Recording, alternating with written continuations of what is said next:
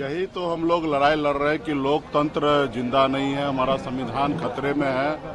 आज बताइए कि भाजपा ने पहले गलती किया और उसके बाद हमने जानबूझ के उनका फिरकी लिया और फिरकी लिया इसके लेके भाजपा ने हमारे ऊपर कंप्लेन कराया और कंप्लेन में केस दर्ज हो गया और उसी दिन हमने थाना में हम कंप्लेन दिया कि भाजपा ने ये गलती किया और आज तक केस दर्ज नहीं हुआ।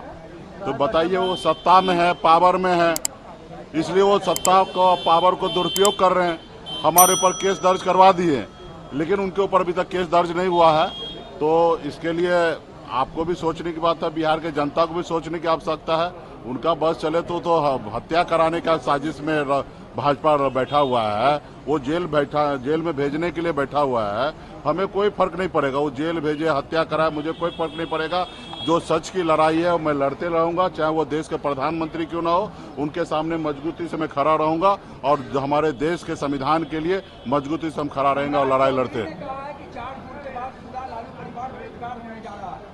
अब देखिए उससे हम उम्मीद क्या रखेंगे।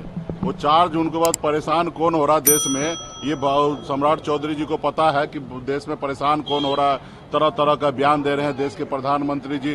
बिहार में आके 12-12 सभा करना पड़ रहा है, देश के प्रधानमंत्री जी को रोड पे उतरना पड़ रहा है। तो ये सब चीज पता है उनको। 4 जून को पता चल जाएगा कौन बेरोजगार होगा, कौन सत्ता में रहेगा। 4 तारीख को निश्चित तौर पर उनको जानकारी मिलेगी। ममता बनर्जी ने कहा है कि अगर इंडिया अलायंस की सरकार बनेगी तो हम पीछे से पहाड़ी समर्थन का ऐलान उन्होंने। नहीं तो ठीक है ना, देखिए भाजपा के साथ तो वो जाएंगे नहीं और हमारी सरकार बनेंगे और हमको हमारे इंडिया गठबंधन को समर्थन देंगे, तो इसके लिए तो अच्छा ही बात है।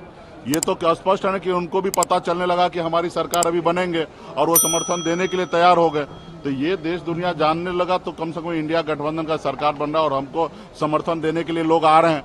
भाजपा को तो कोई समर्थन देने के लिए जा रहे हैं, क्योंकि भाजपा देश को हर नेता को पता है कि भाजपा का सरकार इस बार बनने के लिए नहीं जा रहा। देश का युवा मजबूती से आज इंडिया गठबंधन के साथ है, अपने रोजगार के मुद्दे पर मजबूती से खड़ा है। एक सवाल है